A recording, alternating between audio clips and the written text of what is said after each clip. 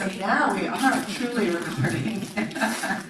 Okay, good. So as I was saying, the recording will be available after this event. We'll post it online. And for those of you that might need closed captioning in Zoom, it's enabled right now. If you're having any trouble accessing it, please chat with us and we'll try and get you moving with that if you have trouble with it. So anyhow, onward. Next slide. Okay, I'm so happy to be here. Welcome, good afternoon. My name is Hillary Pellison. I'm the Workforce Project Leader at Valley Vision, and I welcome you to our ICT Technologies Advisory on building the full stack and the breadth of careers. This is a hybrid event, so buckle up, it's gonna be a fun ride. For those of you that might be joining us for the first time, Valley Vision is a civic leadership organization, a nonprofit, and our mission is to bring communities together to tackle the region's biggest challenges and ensure a more livable future. One of our impact areas is the 21st century workforce, and that's what we're here to do today, is align community colleges, industry partners, and community collaborators and have a collaboration on what the industry's needs are. And so what we're trying to do here is connect and align for the future of the ICT industry and for our students and for those in our communities who might be interested in these wonderful careers. So we're incredibly grateful to our guests for taking the time to discuss the different pathways and certifications to building the full stack and build qualifications for a range of ICT careers. We have a great group of panelists from different areas that ICT careers are applicable in. So I want to, before I go any further, invite Alina Ambert up here to speak and welcome you as well. She is the North Far North Regional Collaborative. She's the Director of Employer Partnerships in Business and Technology sectors.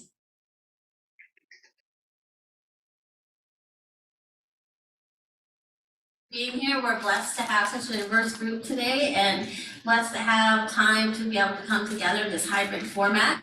I am, as mentioned, Employer Partnership for Business and Technology. Keeps me busy. I've been here less than a year, so I'd like to introduce myself, and I'm celebrating that, still learning. Some of you I've met, some of you I will meet, and I just have two things to ask of you today. One is to remember the DEIAJ populations. We'll hear some great data that Ebony has put together from the Center of Excellence about current job postings and trends. We'll hear from some great community college programs. And as you hear about those things, I want you to keep in mind for yourself, your programs, your organizations, where we can plug in some of these populations. That's diversity, equity, inclusion, access, and justice involved folks. And for myself personally in this role, it's not some kind of movement or program. I feel like it's our operating system, and you'll also find that I'm a rural advocate from Arbuckle, California, still involved in K-12, where I came from, business and also technology. So I was talking earlier about how I learned all of these new phrases from my cheerleaders that I coach. And one of them is that we ate, which means we did a really good job. So I hope at the end of the day today we'll be able to say, we ate. So with that, I'll pass it back over to all of you. And the second ask is, there was in the past an ICT newsletter that was kind of regional, and I would like to revive that. So please, in the chat or in the email or afterward, send me your coming events. It could be for your organization or for your college, to have included in that newsletter. That will be monthly from November, since we're starting now, through May, and then I'll probably do a condensed version for the summer, the academic year in the summer. So please send me those upcoming events. Thank you. Okay, fabulous. Thank you, Alina. Next slide. We have a slide up here. We want to thank all of our sponsors, without whom we could not I didn't go over the agenda. Never mind, we'll back it up there. Pardon me, we have an agenda we're gonna go over here. So we're starting off with our welcome and introduction. You're currently in that section of the event. We're gonna move on to labor and market trend analysis by the Center of Excellence. And then we will have live polling, that's on our Mentimeter. That's so we can have kind of some interaction and hear from the audience about what their thoughts are on the industry. We'll have a panel discussion from, like I said, an employer panel that's got a wide range of employer partners. Then we'll have an entry-level skills and certification spotlight in the vein of the theme of the event here today, of this idea of building certifications and taking first steps and building pathways and careers into these, these jobs. We have these different sections, which is one is the certification spotlight and the other is a community college spotlight. And then we'll conclude. So with that, now I'm going to thank our sponsors. If we could change the slide, fabulous. These are our partners that have helped have these advisories happen for the past couple of years, without whom we could not be meeting here today. So big shout out to them. And next slide. And then I want to thank our planning committee. It's been great to work with Jared from he's the director of computer science and digital learning from this Sacramento County Office of Education, where we're sitting today right now. Alina Amberg, the director of employer partnerships, who just spoke. And then also Shelley Little, professor at Sacramento City College. So I want to thank all of those people for participating. We really need their guidance and helping us create these advisories as they are right now.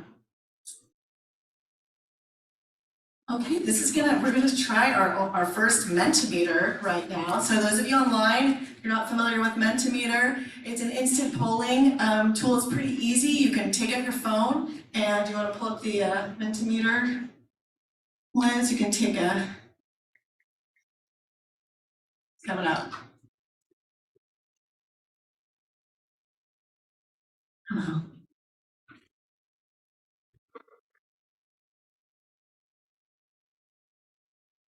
We're just making sure it's screen. There it is. Okay, fabulous. So the QR code should be up.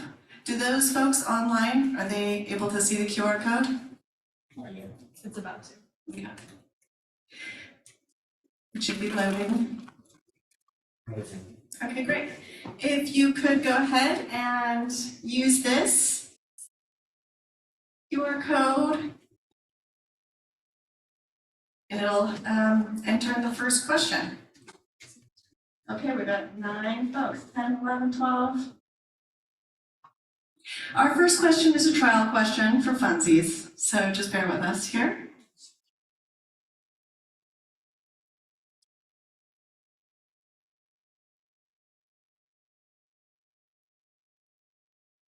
There we go, some responses are coming in on your superpowers, which superpower you would choose. Invisibility, but only when nobody's around. These are all very PC, let me tell you. Flight, but only in an airplane. Shape-shifting, but you can only turn into Walter Cronkite. Good job, I'll put these ones together. Okay, so we can give them credit for this. Okay, so it looks like people have figured out how to get into Menti. Do we want to wait or do we want to pull up the next question? Yeah, let's pull up the next question. I think it's probably a little bit more fitting and to help us stay on time here. So our next Menti question is a little bit more advisory related. What are you looking to get most, what are you looking forward to in this advisory? Okay.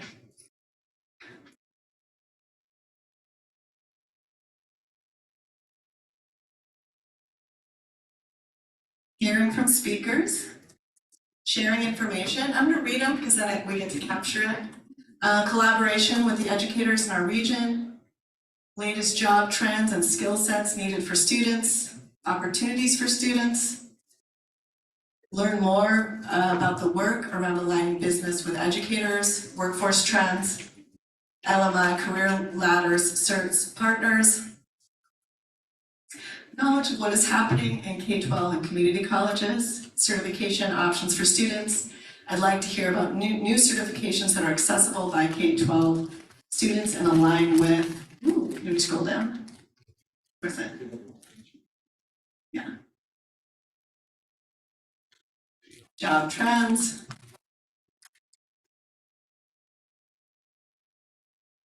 These are really great.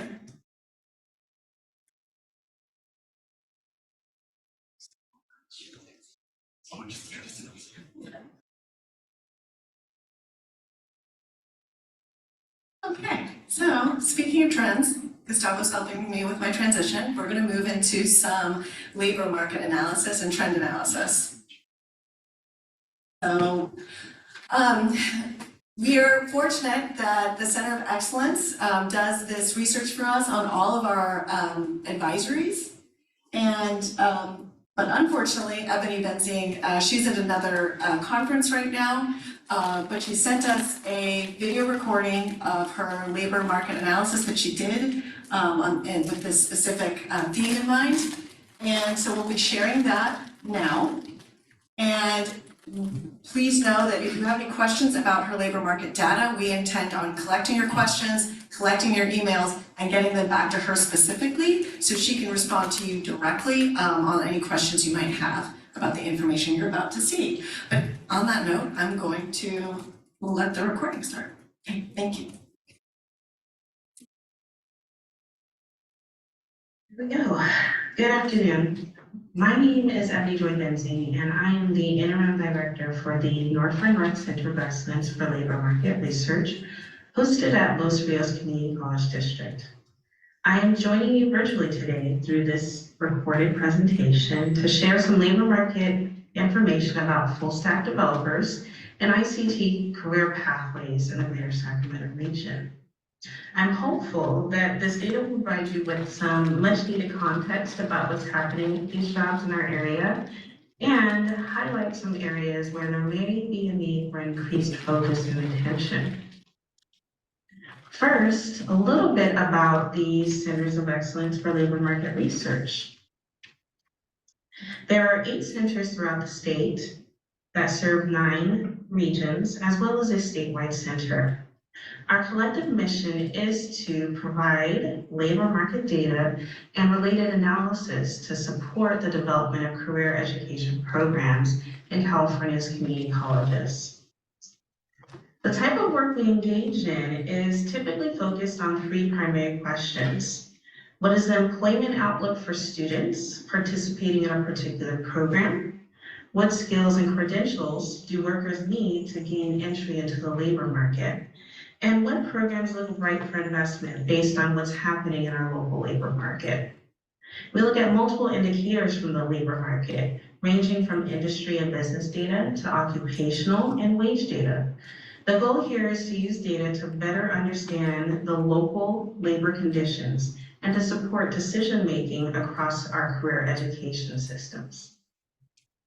Today, I am presenting data that will give you an understanding of full stack developer jobs and ICT careers across the Greater Sacramento region. We'll start by defining what a full stack developer is, then move into occupations associated with ICT. We will also take a look at job postings data, which will serve to highlight what skills, education, and credentials are needed for an individual to land one of these jobs.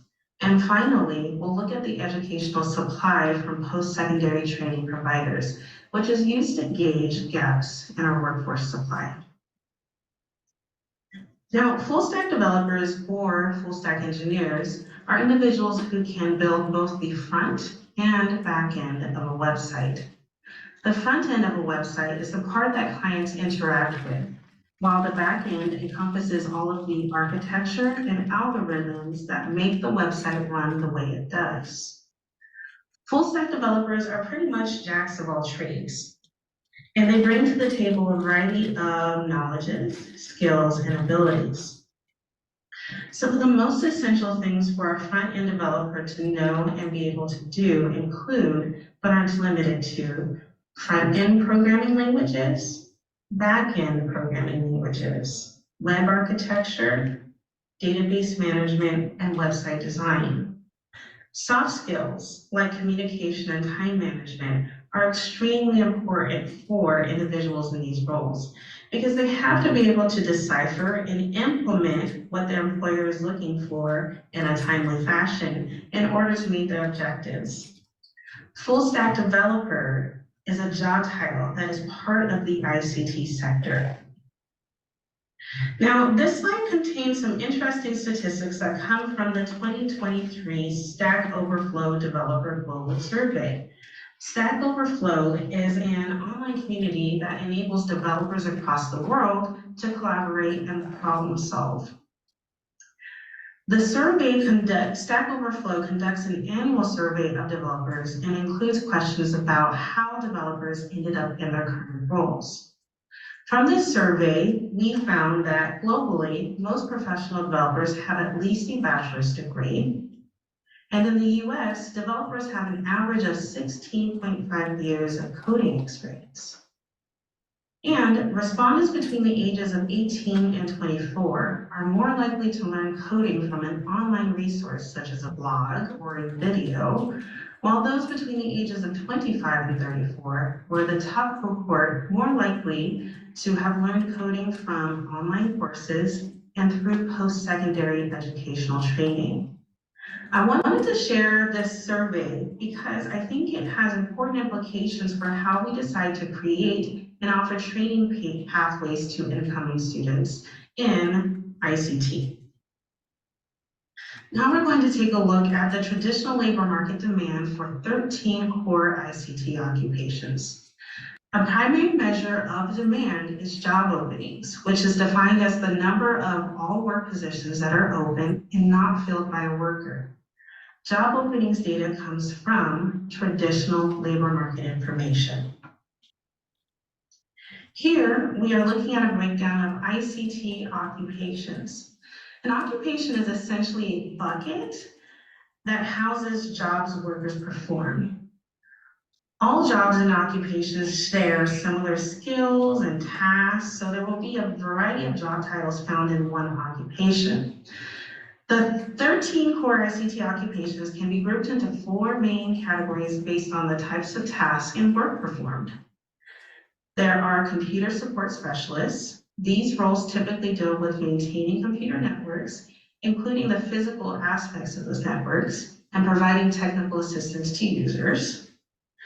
Computer systems and information analysts. These are roles focused on optimizing and protecting computer systems and networks. Cybersecurity jobs usually falls into this category.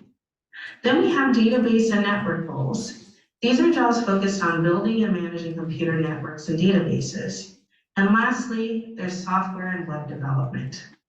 This category includes jobs related to building and managing programs and websites. Now, since full stack developers create, build, and manage programs and websites, this job title is most closely associated with software and web development occupations, specifically software developers and web developers. Overall, there were nearly 32,000 jobs for the 13 core ICT occupations across the 7-county Greater Sacramento region. These jobs are projected to grow 6% over the next 5 years, adding more than 1,700 new jobs to the area by 2027. There will be more than 2,700 job openings each year for the next 5 years. Remember, job openings is demand. And wages are good, with a median annual wage of over $102,000 annually. ICT jobs are concentrated in 2 main occupational categories in Greater Sacramento: computer support specialist, which is the first row of this table, and software and web development, which is the second row of this table. These 2 occupational job groups also have the most projected annual job openings or the most demand across the region. We'll take a closer look at this data on the next slide.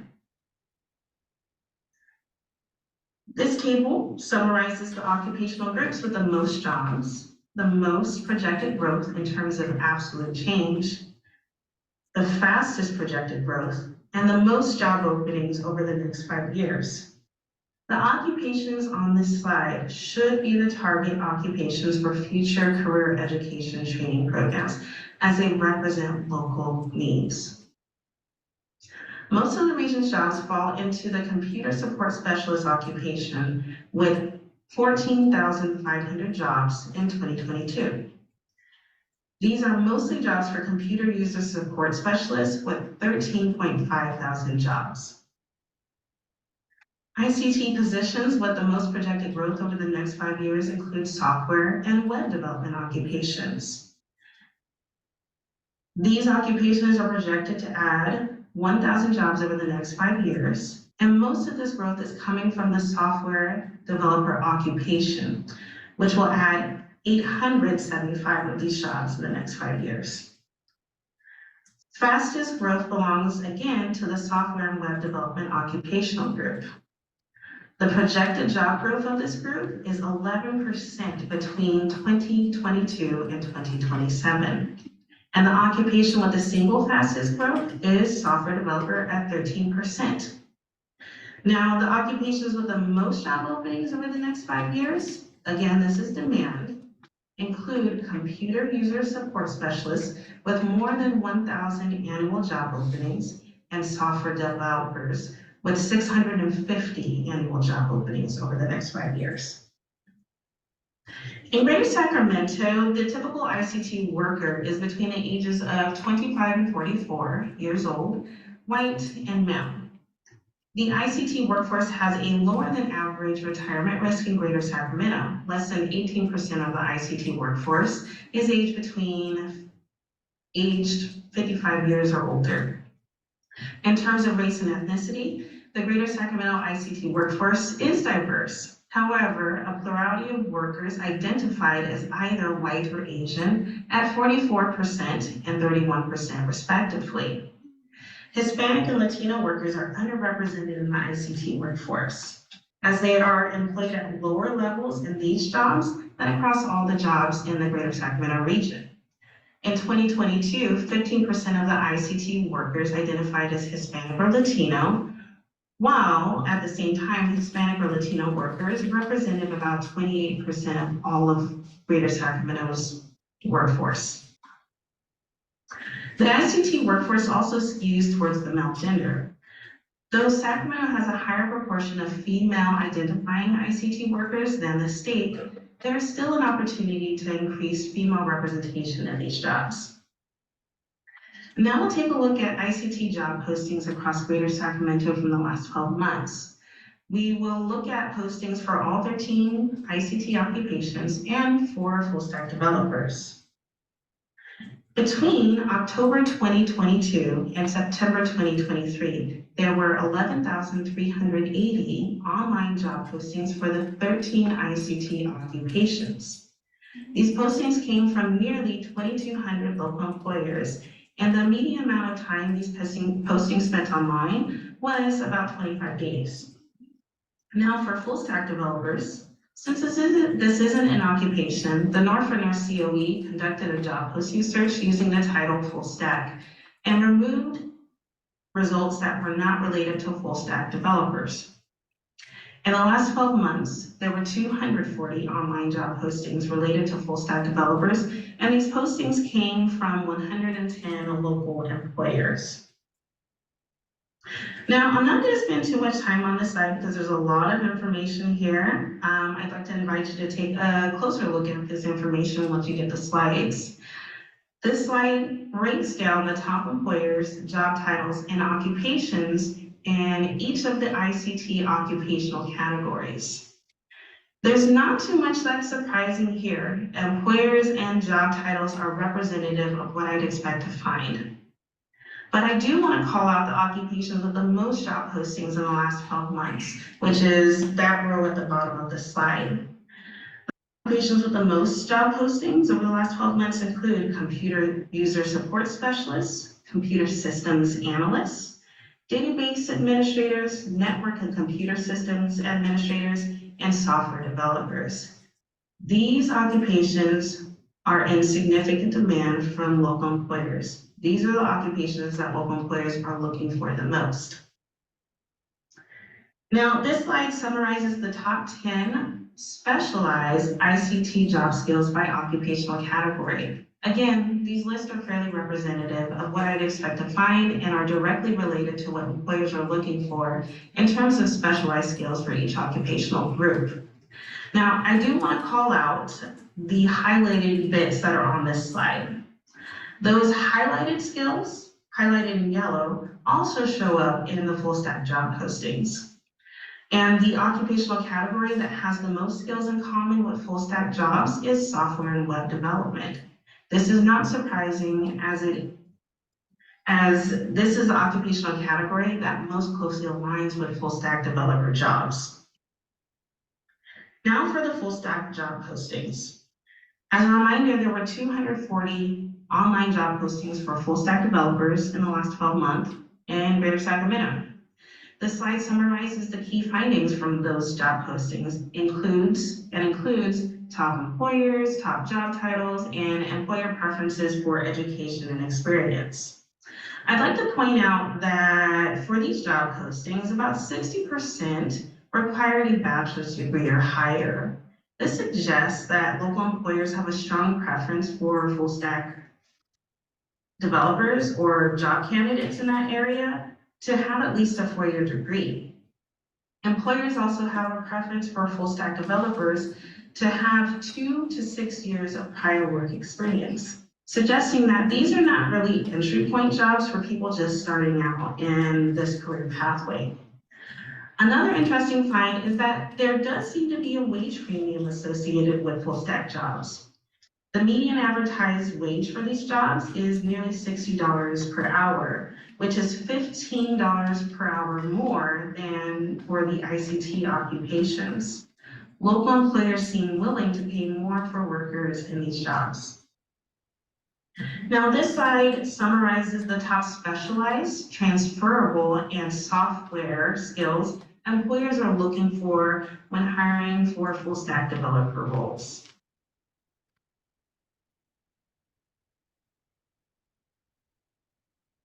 The last part of this presentation focuses on the educational pathways for ICT career paths across Greater Sacramento. Oops. Got a little mess up there. My bad. Sorry. All right, back to it. Now, there are a lot of ICT training pathways across the region. This slide summarizes those pathways based on training provider. At the far left, we have community-targeted and what I call foot-in-the-door training programs. These programs often target underserved communities to advance their digital literacy skills and serve to provide an entry point into ICT career pathways. These programs include the Google certifications and North Star Digital Literacy Program offered by Yola Works, and the Greater Sacramento Economic Council's Digital Upskills Sacramento program, which I believe may have concluded. Community colleges offer more than 80 certificate and associate degree programs that target all 13 ICT occupations. The colleges also offer training comparable to local digital literacy programs. That program is called Business Information Worker, or BIW, and is designed to improve student and adult learners' skills in a basic computing environment. Other training providers include Asher College and MTI, which usually offers programs targeted towards the IT support jobs, and our local four-year institutions, Sac State, UC Davis, and William Jessup, offer bachelor degree programs in computer science.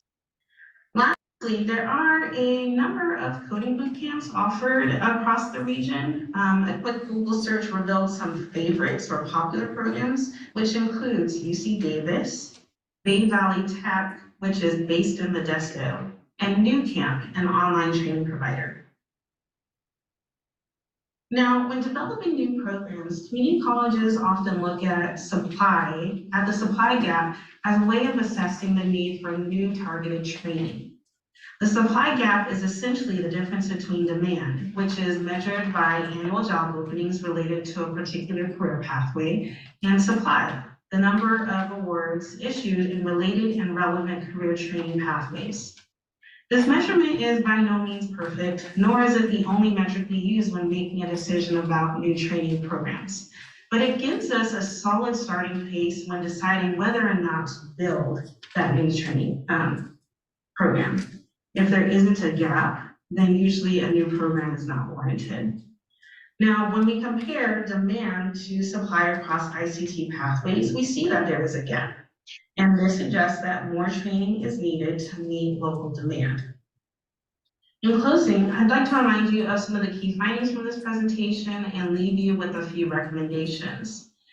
There is a significant demand for ICT workers across Greater Sacramento, especially in specific computer support and software developer occupations.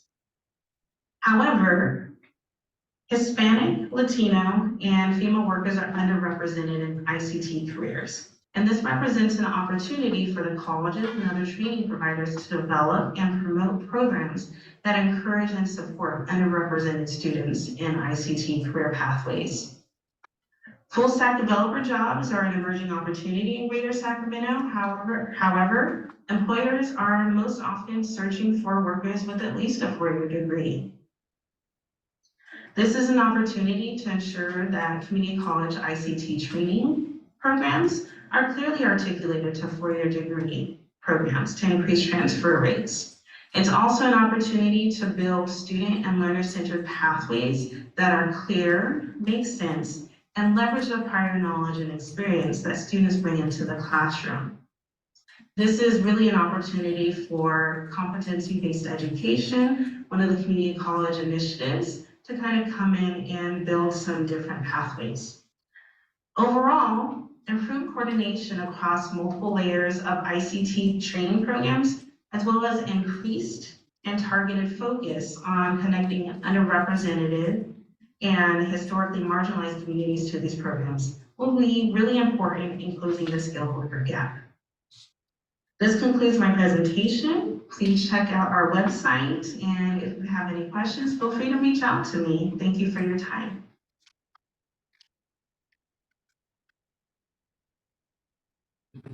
I wish you could hear us, but we'll show in this part of the video, and we all clapped at the end. Let's bring up the next Mentimeter question. Please, can you? Okay. So we're gonna have a Mentimeter question to get you guys thinking about that LMI data, and then afterwards we'll ask for specific questions for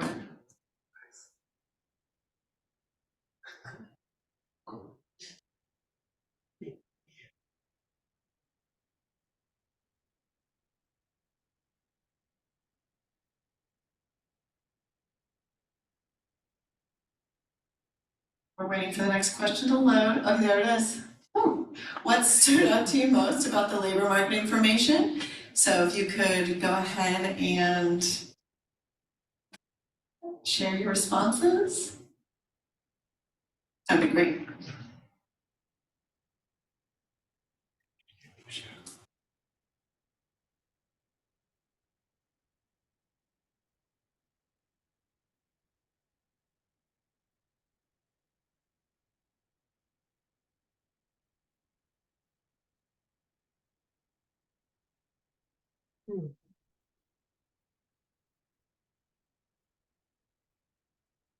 That one confirms demand with excellent metrics, the current gap of program completions and the opportunity to recruit underrepresented populations in the workforce. Entry-level roles continue to have a high demand. So great. Did anything come in on the chat, D'Angelo? Okay, perfect. Oh, here we go, more stuff. Gaps need for alignment for transfers. The 1371 gap of skilled workers, yes, the pay premium over other ICT jobs. Young people obtain coding skills from an online course or video. I thought that was really interesting as well. Encouraged by the support specialist demand. Yeah. Fabulous, thank you all for putting in your thoughts on the LMI data for the Center of Excellence. And now, if you have any questions that you have for Ebony, I want to give you an opportunity to write it down, and we can share it. If you're in the room, you could just tell me your name and the question, and I'll repeat it, and it will come into our closed caption transcript at the end. But if you're in the chat, you can put it, or on Zoom, you can put it in the chat, and please include your name. Yes, in the back. Will we be providing her presentation? Yes. The question was, will you be provided her presentation? The whole slide deck from this event will be on our website. We'll have the slide deck, the video, and then some report proceedings. The report proceedings usually take about 30 days. Any other questions before we move on? I think I didn't catch the in recommendations. You seem to emphasize coordination of current programs as opposed to the expansion of new programs. And she led with her introduction. She said something about looking for programs right for investments. Sure, I heard a recommendation. So I'm curious if she sees some opportunity or if truly the focus would be leaning into what those are. Yes, so that's Jared from the Sacramento County Office of Education asked a question if there was a new recommendation in regard to either expanding to new programs or creating better connectivity through existing programs. And so if you could elaborate or provide a recommendation, Ebony, that would be great. I'm gonna leave that to the expert though, and to respond. Any more questions? Okay, fabulous, let's move along.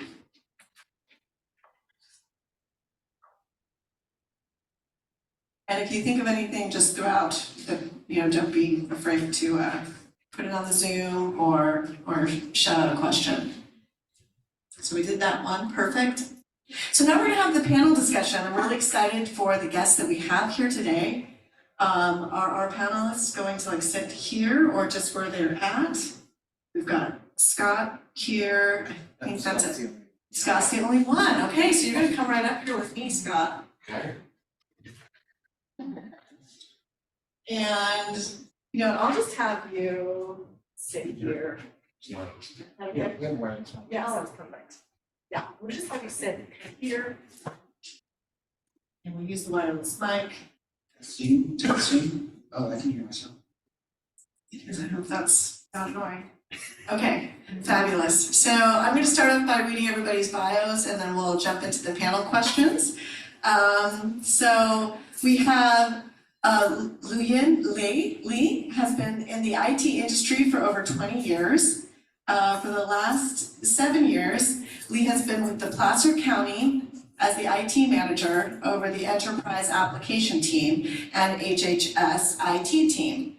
Before that, she was with the Sacramento County Airport System for 17 years.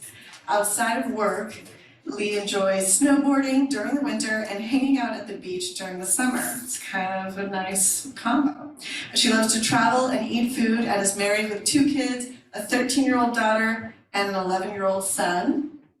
So thank you for being here. And Luyin is online. And so, we will be going from online and then in person on our panel. We also have Greg Bianchi. He's the director for Microsoft Philanthropies Digital Inclusion Team. The Digital Inclusion Team is focused on providing individuals with the skills needed to fully participate in the AI-enabled economy, especially those historically excluded from technology. Prior to joining Microsoft, Greg worked in the education and nonprofit sectors. We also have Scott Stevenson. He's the Director of Support Services for Swinnerton Incorporated. He has over 24 years of service desk leadership experience across retail, healthcare, and construction industries, building world-class support organizations and driving value within IT is what makes him tick. Scott lives in Granite Bay and recently opened a new Swinnerton IT office in Roseville. I got to see him cut the ribbon and that was very exciting. He work, live, and play in Placer County is a dream come true. He enjoys all types of outdoor activities that involve water and mountains. We're so happy to have you here. And we also have Jesse Rivera. He is the Assistant Information Technology Director for the City of Roseville, California, overseeing the Infrastructure Solutions Division that includes the network infrastructure, data intelligence, and information security teams. He has 20 years' experience in the information technology field, all with the City of Roseville. He started as a part-time technician with the service desk and has filled multiple roles on both the business application and infrastructure teams. His specialties include business analyst, project management, leadership, and cybersecurity, and is a certified government chief information officer. As a leader, Jesse is committed to elevating others through teamwork, trust, and authenticity. We're very fortunate to have you all here, so thank you. And I'm going to start off with a question, and I'm just gonna put it onto online. Luyan, if you'll go first. The first question you all have an opportunity to answer, and I'll do online and then I'll do Scott in person. But the first question is, please provide a brief overview of your organization, business, the main services or products you provide, and the number of employees and positions. Yeah, so Placer County Department, we provide a comprehensive, IT service that includes different, areas. So we do have a help desk team, application support team, web support, database support. We have a PMO group as well, and also servers and infrastructure, security and network, and of course, radio and the media team. And with that, we have a total of 83 staff members in our IT organization. So we have a broad, scope of service that we provide to our customers. Excellent, thank you. And now, Greg, could you answer the question? Yeah, hi everybody. I'm very happy to join today. Thanks for having me. I work at Microsoft. I think folks are probably familiar with that. A global technology company with more than 200,000 employees. But what folks might be less familiar with is Microsoft Philanthropies. We are not a separate foundation, but actually sit within Microsoft as the corporate social responsibility function for the company. And I'm putting in the chat for the group a link to some of the programs and descriptions of the work that we do. But in general, in the digital inclusion team where I work, we're focused on how we can prepare people to participate in the digital economy or the AI-enabled economy. So through that, we have a number of programs that I think align really well to the conversation that I heard earlier in the workforce report. So I look forward to discussing that today. Oh, great. Yeah, it's one of the reasons why we do the employer panel with the LMI data, so that those two different focuses can kind of come together in conversation. So thank you. Jesse? Yeah, hi. So my name's Jesse. I'm with the City of Roseville. The city is a full service city that includes 14 departments, including police, fire, electric, and environmental utilities, which makes us somewhat unique in terms of a city. Not all have that. The city itself employs around 1,200 to 1,500 full-time employees on any given day. The IT department is the centralized information department for the city of Roseville, supporting all 14 of those departments. It consists of about 57 full-time employees, ranging from infrastructure solutions, so database, GIS, network infrastructure, telecommunications, radio, information security, to the business side, supporting about 100 business applications and desktop support. Excellent, thank you. And Scott? Hi there. My name is Scott Stevenson. I work for Swinnerton Incorporated. We are a 100% employee-owned national self-performing general contractor. We have 5,000 employees spread from New York City to Hawaii. My department is called Business Technology. We support our entire company with the 25 division offices. We have about 160 active job sites at any one point in time, and we support all of the technology. We are 70 people strong in our IT organization. About 35% of that staff lives in Northern California. Many of them have moved into our new office in Roseville. Very traditional IT operation organization for infrastructure, security, database, et cetera. We have an application support group that manages all of our applications, products, services, supporting our business. And then my role specifically is support services, which is heavily based on customer-facing interaction, service desk being a big piece of that, but also driving internal services for our IT organization so that we can carry a lot of the administrative load while they focus on the products and the customers. Excellent. I'm going to just keep you answering questions here. Could you answer number 2, which is, what did you think about the labor market data presented? Did anything surprise you, or is anything different from what you expected? It didn't surprise me. It kind of confirmed a lot of what we see just day to day from hiring when we need to. I think being that tech support, help desk support, being the most positions, one of the things that I've learned and certainly something we leverage in our organization is the service desk gives folks a really broad knowledge of IT, learning all of the applications, getting to know how they work, how they're used. That is oftentimes a stepping stone to their next career opportunity. And we believe that sets our folks up from a cultural perspective and also just a basic understanding to help us then start to focus the candidates or our employees into future positions that can change quite often. Over the 24 plus years that I've been in IT, it's ups and downs and peaks and valleys and lots of changes, and trying to build your own program internally for the higher up positions is what we have found is most successful. And certainly finding good techs is not easy to do, but once you do find them, really holding on to them, helping to groom them is something that we have found as a winning mix that certainly we hope can keep up with the demands that are coming. Yeah, those internal growth models those are great. Thank you. Jesse, could you speak to question number 2 about the LMI data presented, and did anything surprise you or stand out? Sure. Yeah, nothing really surprised me. Scott stole everything I was going to say basically, but yeah, we do see those kind of entry level technician jobs continue to have high turnover, but most of the time for us, it's for good reason, because those individuals like to go into another area within the business or within the department. The one thing I maybe didn't see or would expect to start seeing in a lot of these roles is probably maybe a more of a security focus spread throughout from a skills perspective, all the different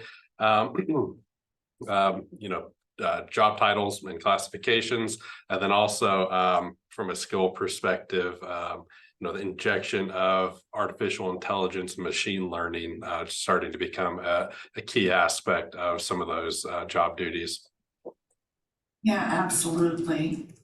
And Greg, could you share your thoughts on the LMI data? Yeah, thank you. I agree with the others. I mean, this is definitely confirms what we see, and even when we look at a global level, these are a lot of the same trends. I do concur with like 2 areas in particular that are really jumping right now. Security's been mentioned. We continue to see that and feel that here with Microsoft, but with our customers and partners and just globally. The demand for that is enormous. We're looking at more than 3 million unfilled jobs globally, and in the US we have approximately 600,000 to 700,000 open roles in cybersecurity at this moment. So I mean, we know that that's enormous. And also what was just mentioned was the AI connection, which is very top of mind for us. And I put in the chat, if folks can see that, LinkedIn's analysis of the AI at work data. And we know, for example, that amongst employers right now, that is extremely in demand. And the scaling has just been, enormous. So we've seen, just to give an example of this, the quick scaling, ChatGPT scaled to 100 million users in 3 months. And that compares to like Facebook, which took 5 years to get there, or the internet, which took 7 years to get there. And we're seeing that integrated into business processes, but a demand for talent to continue to support that. So in the analysis from LinkedIn that I put in the chat, we see that there's great potential for augmentation of roles. And I think that's really important to stress, because there is certainly a narrative about disruption, but I think it's important to note that in general, this isn't about displacing people, but really how AI can be used to augment the existing roles. And this is not just about AI creators, but it's about AI across the roles or across the workforce. So those are the things that stand out for me. Thank you. Leanne? Yeah, so being last to answer this question, I don't know if I can add anything to it, because I definitely agree with all my partners there. But the only thing I wanted to, state is I noticed that BI and data analysis wasn't on there. So, with the growth of AI, right, dashboard and whatnot, I would hope that maybe at some point, right, there would be more folks that would be interested in the BI space as well. Excellent, thank you. Thank you for finding something new to add on. And Leanne, could you then start with the next question for us? What is the educational attainment level needed for positions in your organization? Do you consider, Oh, good, sorry. The second question is, do you consider applicants without a bachelor's degree or applicants who have stackable credentials? Yeah, so it just depends on the type of position, right, that we're talking about. So if we're, talking about like a technician position, then I think for us, it's a 1 year of experience plus any training certificate that you might have, whether it's an associate degree or whatnot. But if you're applying for an IT manager, then we definitely want to see a bachelor degree. So sometimes, just depend on the type of position that we have out there for IT. Excellent, thank you. Craig, could you respond to that about the educational attainment level needed for positions in your organization? Yeah, and I would just kind of share generally what a tool or a resource for folks. And this kind of connects to both the last question and this question. And what I'm sharing are the in-demand pathways as we look across the LinkedIn data set, where the LinkedIn Economic Graph team really analyzes the demand signals for organizations. And we've pulled together learning pathways that relate to jobs that do not require a 4-year degree, right? Specifically to this question. And so while I don't sit within an HR function at Microsoft, but instead I'm often more externally focused on skilling for through nonprofit organizations or for customers and partner need. This site that I just put in here reflects that. And what I want to point out is, roles like in cybersecurity, like a cyber analyst or a systems administrator, data analyst roles, software development roles, right? Business analyst roles, project management. I mean, all of those are roles. And, what I put in the pathway or include pathways for people to gain certifications. So we do see more momentum for the value of certifications, whether those be achieved at a community college or through a self-serve kind of learning pathway. But those certifications have tremendous value. And so like, for example, in the cybersecurity world, there are specific certs that are in demand. And those are really, I think, the signals to employers. And I think when folks are, able to both collect that skilling, but also signal it, especially through platforms like LinkedIn to employers, that's going to create tremendous opportunity. Thank you. Thank you for sharing these resources with us. We will, for those of you that are in the room and not at a computer, we'll be able to collect all of those links and send them out in our follow-up email so that you'll be able to access the resources that are being included online.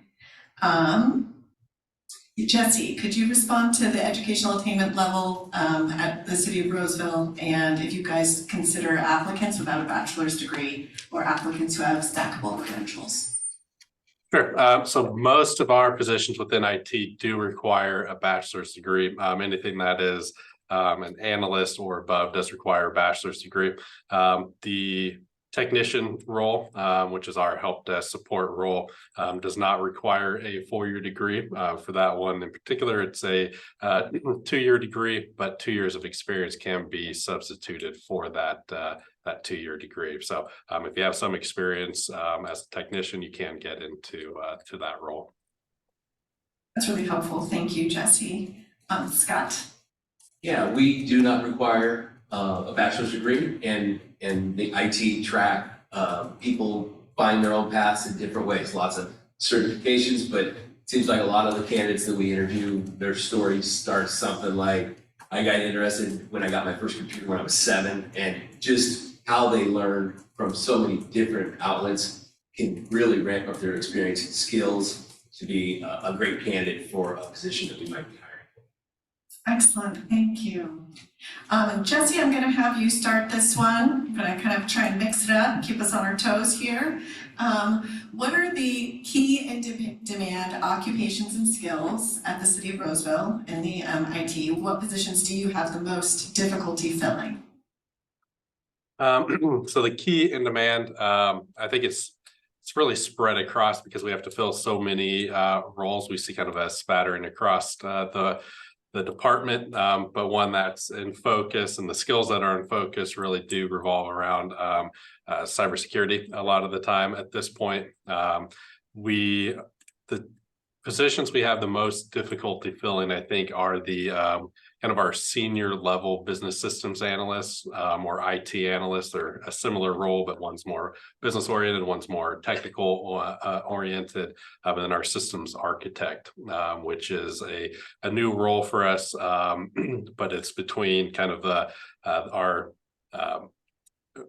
analyst level or highly experienced analyst level and our senior analyst level, which becomes a management type of position. So the system architect is an attempt to create a technical pathway for those who are interested in continuing their career and growth without necessarily going into a management role. And we are finding some difficulties finding highly experienced analysts at both levels or both sides of the house that will come and work for a local government. Yeah, thank you. Luann? Yeah, we are definitely in the same boat as Jesse. We have a lot of difficulties when it comes to trying to recruit for higher IT analyst position. So, it's been a challenge, and sometimes we have to reduce that down to a more entry level, right? So, yeah, big challenge. Thank you. Greg? Yeah, I would say the roles that I put previously, I mean, all of those, but highlighting one that's coming up here and I agree with is security, cybersecurity. So, I mean, certainly across the technology domains, we see it for, data analysts, that's another in demand, but cybersecurity, and I put this in the chat, the CyberSeek website, if people would even take a look at that, you can see the demand of more than 600,000 open roles in the US, and then in California alone, about 70,000 open roles. And the specific roles in cyber within that have been named. I think that was Jesse described that well. Something I would, just add to the mix that we see growing. This didn't come up yet from the other panelists, and it's not quite as high on the list, but it's emerging, or just the green skills as well, and sustainability talent. But I'll put in another report if it's of interest to folks around the green digital skills that are emerging. That's fabulous. Thank you. Thank you again for those resources. And Scott? Yeah, I think we don't have a lot of turnover, which is a good thing. A lot of folks, grow up in our organization, will stay for a long period of time. We joke a lot about a resume for a typical Swinerton person is, their education or whatnot, their first job, and then retirement, which is really cool to see a one-page resume like that. And I think we're struggling most today with network engineers. And I think primarily it's because we're a very distributed organization, and network engineers are out traveling a lot, getting in job site trailers, doing a lot of that work versus the engineering side of it, and finding the person with the right mix and right desire to do that type of work. It has been something that we've struggled with a great deal. Thank you. Greg, I'm going to start with you this time. How are you currently recruiting applicants? And what would you make an applicant, what would make an applicant stand out in the recruitment process for you? Yeah, so I don't work in an HR capacity, and I'm not, involved in recruiting, nor is like my organization generally. But I think what I said previously around signaling the skills by leveraging a platform like a LinkedIn and earning the certifications that are in demand for the specific role, which is why I put the cybersec, because cybersecurity analyst, cybersecurity architect, those roles, and again, that cybersec site, which is managed by the National Institute for Cybersecurity Education, are really clearly defined, and the specific certifications that are in demand that both Microsoft and our customers and partners are looking for are clear, and they're named and there in that site. So in short, I think the easiest, cleanest way to do it is through a platform like LinkedIn, building out a profile, and then just being able to put your best foot forward by showcasing the skills through the in-demand credential. Excellent, thank you. Jesse, would you share your thoughts on how you guys are currently recruiting applicants and what makes an applicant stand out? Sure. So recruiting process is your pretty standard process. We have, as a local government, we have defined job descriptions. When we have an opening, we work through HR to post that job, advertise it on the LinkedIn, government jobs, those types of things, and anywhere else that we can through our personal contacts, review all the resumes that come in that make it past HR. Figure out who we want to talk to, and then go through the standard interview process from there. I think as far as standing out, there's a couple things, and I think Greg hit one of them on the head, was that, especially if someone we've seen recently where we're having to hire people that may not be as experienced, but they may have a bachelor's degree and they have an interest in a specific field. And what I personally look for when I'm going through those type of applicants is that they've taken the time and demonstrated that they have a passion for what they're looking for. And I think, getting those certifications, taking those courses beyond the bachelor's degree program shows that you're really invested in pursuing this type of position, and you're interested in the IT industry. When you get to one thing that I've noticed recently, because we've done quite a few interviews and recruitments recently, is that in the interview, keep in mind that we're hiring people and not just a skill set. We have to work with whoever we recruit for hopefully a long time, and turn them into someone that we enjoy working with. I find myself looking for the person with the skill set instead of just a skill set that we think will meet the needs, because that may end up being short term. So any person who's coming in to do an interview, I encourage them to take the opportunity to show us who they are as a person, what their personality looks like, and who they're going to come to work every day as. Excellent, thank you. I appreciate your candor on that. Yeah, we all have to be with our colleagues all the time. Lu-Yin? Yeah, very similar to Jesse, in that, when we have a recruitment, we work with HR and they post the recruitment out on a lot of the social media site and also some government, website. But it really depends on the type of recruitment or the position, right? If we're recruiting for a manager, then we go out, and further, right? We'll do a national recruitment and so forth. But if it's more for lower position, then we kind of look internal, local, right, to see who's out there. And as far as what stand out for me, when I'm looking over applications, I want to make sure that these folks that are filling it out really pay attention to what we're asking, especially on the supplemental questions, right? Because I think it's a turnoff if we ask them for specific things that they need to provide and they don't follow direction. And again, with what Jesse said during the interview process, is sometimes not really what they put on paper, but it's the personality that I'm also looking at as well. So. Great, thank you. Scott?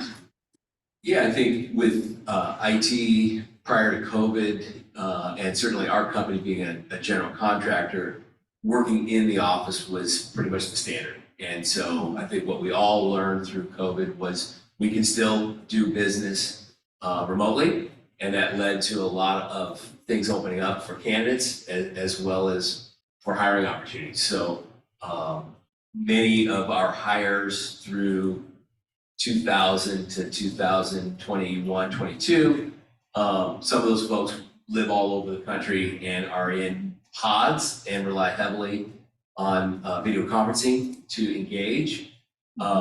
With us coming out of COVID, one of the things that we're looking for are people that want to get back in the office and work together with people that we enjoy, to Jesse's point. And that is a primary factor right now. We just went through a search for a short-term security network engineer position. And out of 15 or so candidates, 3 of them were local. Those are the folks that got the phone screens. And I think those will be the folks that will get that short-term opportunity. And we do have a full-time position on our books that we haven't filled. They've got their foot in the door to take advantage of that particular opportunity as well. So that is a big factor we're looking at. And I think as well, 35% of our IT shop live in Northern California. We are going to continue to focus on the greater Placer County for those new openings, those backfills, and really leverage hard kind of folks that I have met over my 25-year career in IT. They might have started similar to Jesse as a tech, and they've moved themselves up. Those folks might find a spot that would match up with a position, a higher level position that we might be hiring for, and really leverage those established networks that are in play to bring someone on board is something that we're looking at a lot as well. Excellent, thank you. And Scott, question's going to come back to you too here. And what is your experience, if any, partnering with the community colleges?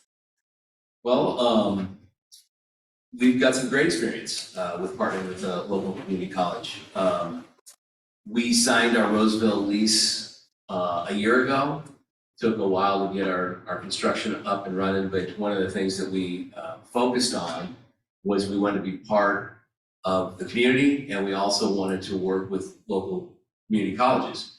And so we partnered with Sierra College last year on kind of setting up an intern program. Our general contractor side has a very established construction operation intern program where we get 160 plus, I think next year's gonna be 225 construction operation interns.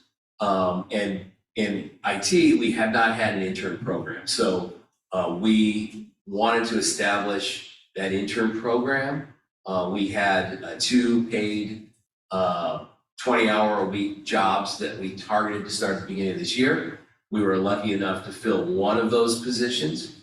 And this young man is still working for us, started in April. He's still on with us. And we are going to be expanding that to 3 paid part-time positions for 2024.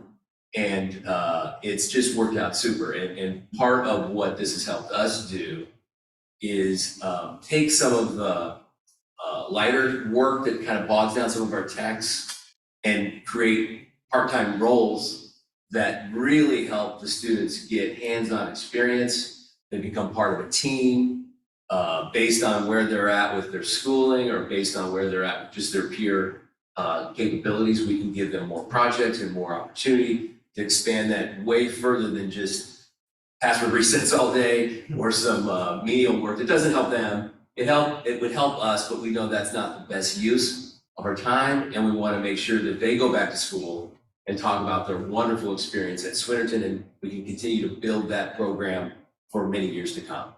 Yeah, I appreciate you distinguishing those features about having a strong internship program and having, learning objectives for the intern. That's so important. Craig, could you respond to this question about if there's any experience partnering with community colleges? Yeah, of course, happy to. Actually, I'll share a link with the group here, and it's at aka aka.ms/cyberskills. And that is a link to an initiative that we built here in the US for community colleges to be able to engage in cybersecurity skilling and preparing students for the cyber workforce. And to date, we've had more than 300 community colleges participate in this, including, many in California. And what we're doing through the initiative is a few things. One, we've partnered with the American Association of Community Colleges to support colleges with a community of practice to understand how to build cyber programs and learn from each other. We partnered with the National Cybersecurity Training and Education Center, which is a cyber education center at Whatcom Community College, which is in Washington State, and they are funded by NSF and NSA to really shepherd colleges through gaining something called the Center of Academic Excellence in Cyber Defense, as well as implementing curriculum and preparing faculty for delivering cybersecurity courses and certifications. We also stood up a grant or scholarship, I shouldn't say grant, truly a scholarship program with an organization called the Last Mile Education Fund, where any student who is low income attending a community college anywhere in the United States would be eligible to receive financial supports and other in-kind resources to support their cyber journey. So again, if there's any community college, faculty, staff in the room, or if you could share that more broadly, really all of the resources I mentioned can be found at that link. And that again is aka.ms/cyberskills. And there you will find a message from the president of Microsoft describing this initiative and with links to all the components that I just mentioned. That's great. Like I said, Greg, we'll also make sure we circulate it. So even those who didn't get here will, it will be in, kind of our follow-up materials. Thank you. Luyen? Yeah, I think we have a great partnership with Community College USD. We're very fortunate to hire 2 interns from that program, and now both interns excel in what they're doing, and our customer, are super happy with the intern. So we hope that we can expand on that program. And also we do participate in a lot of different job fairs that the community college put out there, so. Excellent, thank you. Jesse? Yeah, similar experience as Scott and Lynn. We have had some community college interns, vocational interns that have worked out very well. We also try and participate in most of the local community college advisory boards, and have someone represented at most of those, so that we can provide our input, hear what the discussions are, and stay in touch with the community colleges and other educators in the area. That's great. Jesse, I'm going to keep it on you here. And this is our final question, but our last one is good for the audience. We have a lot of education and training partners on the call. So do you have suggestions for how education and training partners can better prepare students for jobs in the industry? I think, excuse me, for our organization specifically, so we are or what we call buy before build in terms of an IT shop. So we don't necessarily do a lot of development in-house. What we see a lot of the times is students will come from, high school programs and community college programs, and even,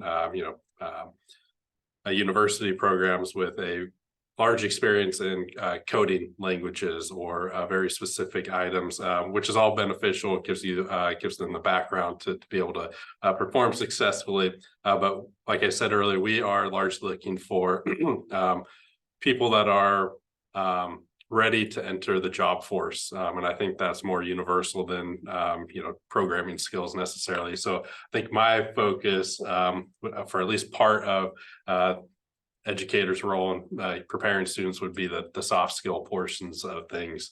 Make sure that when people come to the interview, they know how to interview, they know how to present themselves, know how to show who they are, make sure they're ready to enter a professional environment and contribute successfully, and what those expectations are.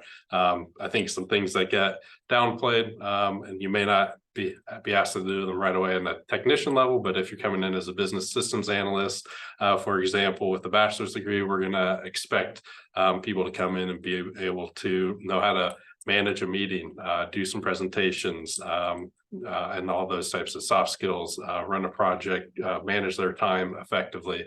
All of those things I think will help someone not necessarily just land the role, but be successful in the role going forward. Excellent, thank you. Luann? Darn, Jesse just took that out of me. I mean, that was exactly what I wanted to say, right? Because I think the soft skills are what's super critical now because we're dealing more with the business side of the house. So having those soft skills sometimes is actually more critical than some of the technical skills. And then, yeah, because technical skills, we can all be taught and trained on how to do things, whereas the soft skills sometimes, right, is hard. So yeah, more soft skills would be nice. Excellent, thank you. And Greg? Thank you. Yeah, I'll say three things. First, I'll share another link, which is opportunity.linkedin.com. And there, and this really connects to comments that were just made, I think a couple of things. One is soft skills, totally agree. And at opportunity.linkedin.com, not only would learners find, the learning pathways for in-demand roles, right, that lead to certifications, but also soft skills courses that actually have their own, we'll call it like certificates. They're not technical certifications, of course, but they demonstrate that someone's investing their time and that they recognize soft skills are a priority. And the other thing on that platform are some tools to assist people in the preparation of interviews. And I heard that comment as well and agree. So it's taking time to invest in soft skill development and signaling that again to the employer, taking the time to prepare for interviews using tools like the ones found at opportunity.linkedin.com. And the final thing on that site that I'll mention that I really want to underscore here is I'm going to come back to AI in closing. So I think, building your AI toolkit, is really important for all of us. So we're doing it. I'm doing a ton of learning myself. All of us here at Microsoft and our customers and partners are investing in time to develop that muscle because of its ability to augment our work.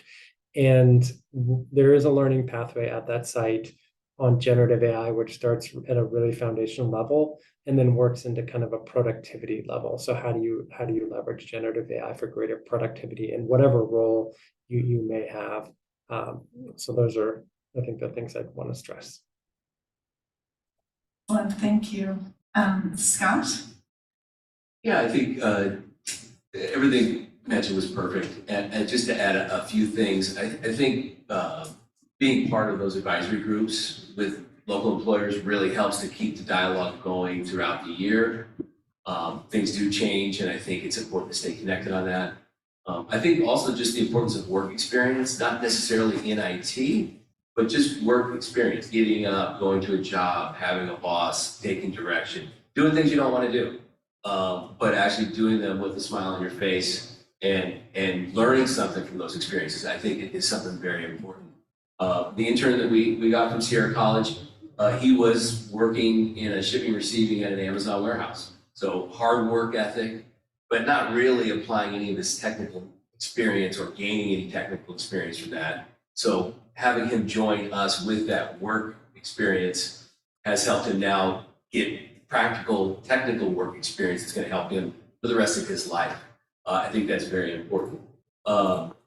And just leadership skills or leadership experience, not necessarily leading a department or leading a group, but leading a project and building some of those soft skills, I think, is very important. I find more and more technical folks that want to continue to be individual contributors. And if they had a little bit more comfort with leadership opportunities, I think they would see future higher level positions open up even more significantly for them if they could expand some of those leadership skills. Oh, excellent, thank you. Very helpful. Thank you to all the panelists. We're going to now open it up to our, audience members in person and online for any questions you guys might have for the panelists.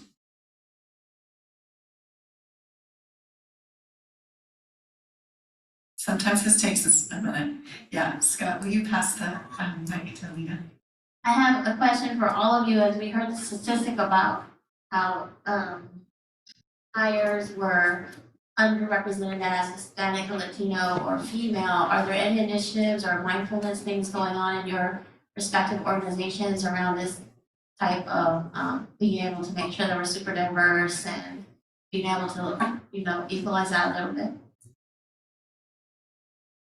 I'll take a quick answer at that. Yes, 100%. The partnering with Sierra College, they've helped us share their diversity metrics so that we even know how many minorities might be out there in a potential opportunity for a potential position. And just knowing what the existing pool of resources look like helps us find ways to get them to apply or show interest in a position. And that's something that I think has been like beyond just the candidates, it's helping us develop ways to broaden that. And I think the one example was the job description is so important, right? And many people will opt out from even applying because of the way it's worded. And working with Sierra College, they said maybe take a pass at putting courses, specific course numbers that should be part of the description. And that, I think, starts to break down some of those skills that intimidate people to apply. And then it levels the playing field with the language that I think opens that up. Great, thank you. And for those of you online, should I just call out, or does anybody want to jump? Greg, I see you unmuted. Yeah, I was about to jump in. So I appreciate that question. Yeah, and within the digital inclusion team, our focus is actually exclusively on the populations that are historically underrepresented in technology. And that is one of the reasons why, when I described earlier our efforts to grow the cybersecurity workforce, we specifically pointed that at two-year colleges. And I mentioned that because we want to really go and invest our resources and efforts where we will find that population of students. And how that bears out is that I mentioned our partnership with the Last Mile Education Fund to provide scholarships and supports to students who are pursuing cybersecurity degrees or certifications at two-year colleges.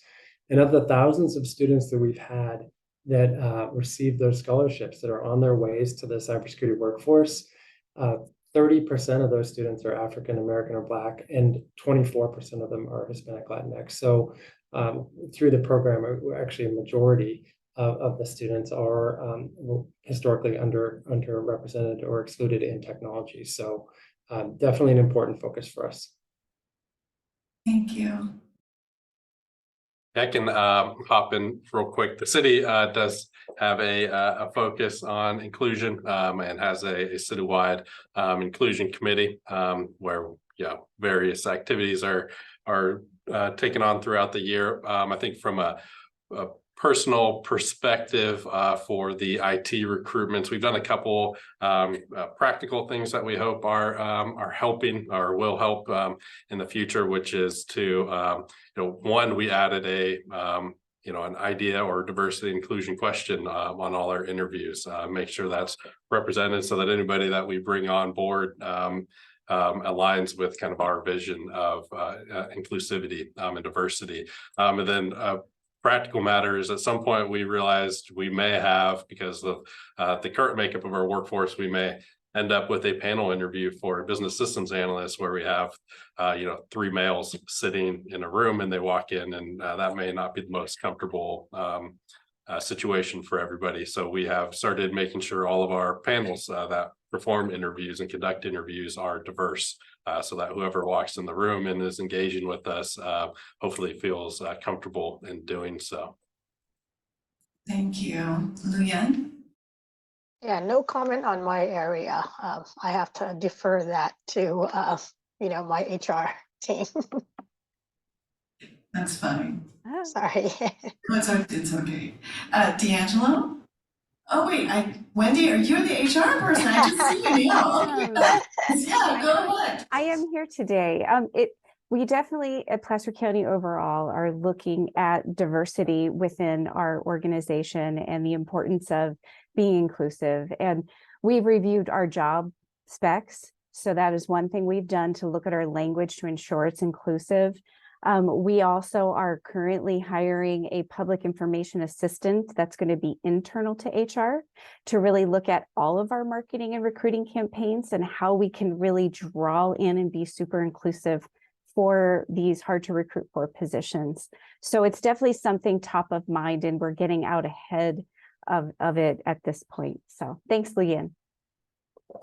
Well, thank you. I'm sorry I missed you there, Wendy. I'm glad to see that you joined. I think we have time for one more question before we move on. Is there anything in the chat, D'Angelo? Okay, anybody else have a question? Thank you. There's been a lot of talk about connecting with community colleges through advisory boards and other means. What about connecting with high schools? Like I'm a CTE and high school teacher, so I'm like also connected with them too. Did everybody hear that okay? No? I'll say it again. Yeah, do you want to say it again? Maybe hold the mic a little closer. Sorry, but I'm not used to holding a mic. So I'm a high school teacher, and I want to know if there's a lot of talk about connecting with community colleges with from advisory boards and other means. Is there any work thinking about connecting with high school advisory boards in other ways? I can kick that one off. We do, we have a similar effort with the high schools, and we actually have, I think, 3 to 4 interns from our local Union High School district, unpaid interns currently. We try and stay at that 2 to 3 intern level. We've actually had a great experience with that and have had some of those interns return after they went off to college. They returned for summer for a paid internship and continue to contribute. Similarly, we do try and send at least one representative to the high school advisory boards that we are aware of in our local area. Excellent, thank you. I can jump in. Sure. So Microsoft, there's a couple of things I would point to for high school. One is the Microsoft TEALS program, and that's Technology Education and Learning in Schools, which is a program to support computer science education specifically. And we're in more than 500 high schools across the US, where we pair industry professionals into the classrooms for co-teaching to really build capacity with implementing computer science education programs. And we also have partnerships with nonprofits such as the Computer Science Teachers Association, Code.org, CS for All, and many others. The other thing, which maybe is more to this question, is that we have a program called the Microsoft Discovery Program. And that Discovery Program is actually an opportunity for high school students to be connected to workforce opportunities at Microsoft. So those are the 2 to check out. Excellent, thank you. Leanne or Wendy, whichever. Go ahead, Wendy, all yours. Well, here in HR, we definitely have high school outreach. So each year we do a youth and government day, and we invite high school students to come in and meet with respective departments. So it's definitely a program that is just getting its legs underneath it, and we're looking to expand it. In particular, with our hiring of a new PIA to help us with outreach. We also have our recruitment staff that goes out to high school classrooms and talks to the students about the jobs that are available without a degree, the jobs that that we do require a degree, to really generate that interest of our local students that, a county government is a great place to come in and have a career. And so we are working on it, but we are working on also making it a little more robust at this time. Excellent, thank you. I'm gonna have you answer that, Scott. Just real quick, we require candidates to be 18 or older, so it kind of puts a damper on how much we can get involved with high school students. We did an internship in 2019 with an intern for the summer. Again, it was 2 or 3 people that actually even met the requirement, and it just really didn't pick up any steam on it. Excellent. Well, in the interest of time, I'm going to have us move along, but thank you so much. If you have any more questions, you could put them in the panel. You can email Gustavo or myself, and we'll make sure whoever you want the question to go to, it gets to them. And I want to thank you all for joining us on the panel of employer guests, and we're going to move along. Also, we're not doing a break, so if you are, online or in person, you want to walk and get a cookie or whatever and come back, that's fine. We find that it's just easier kind of to move forward with the program. So on that note, though, I'm going to ask us to change slides.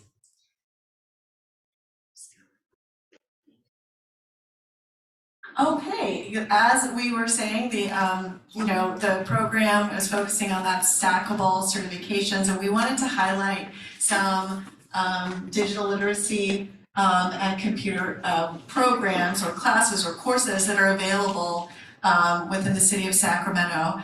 And we have guests here who are going to share about their programs. Good afternoon, everyone. Can you hear me okay? I'm Cassandra Kaichis with Sacramento Public Library. I'm the Adult Learning and Literacy Supervisor there. And also with me today is Susie Murray, a librarian currently working in Collection Services Department. And so Susie is actually going to start us off by covering some of the what we hope are the most relevant digital learning resources. And then I will finish up by talking about our Career Online High School Diploma Program and related services. Next slide.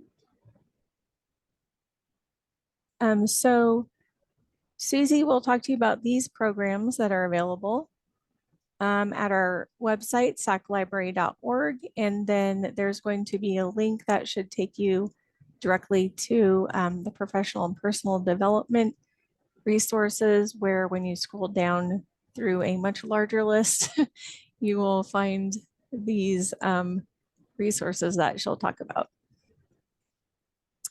Next. Hi, good afternoon. I'm Susie Murray. I am the Electronic Resources Librarian for the Sacramento Public Library. And one thing I want to start off with is we've been talking about the city of Sacramento. Every resource that I'm going to talk about today is provided free by the state to any library in the state of California that wants it. So it's not just Sacramento County. So, and I would, as we have these conversations, the public library, I think, is very uniquely positioned to be in this space because we are in communities. We have relationships with families. We're trusted, and we're there, and we've been there. So, the first resource I do want to talk about, Adult Learning Center, does not provide certificates per se. However, it does fit. It does fit a space for specifically adults who are struggling with very low literacy. So this Adult Learning Center specifically focuses on reading skills, very basic reading skills, very basic writing skills, basic math skills.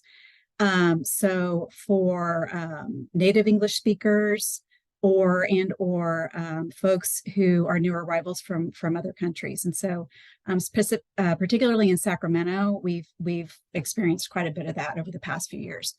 And I do want to point out over on the left side, the left column under where it says lifelong learning, this is a really unique service. If you notice the link that says live tutoring, so this service provides not only testing or practice testing, but based on that practice test, the student can then connect with a live tutor to work on specific skills.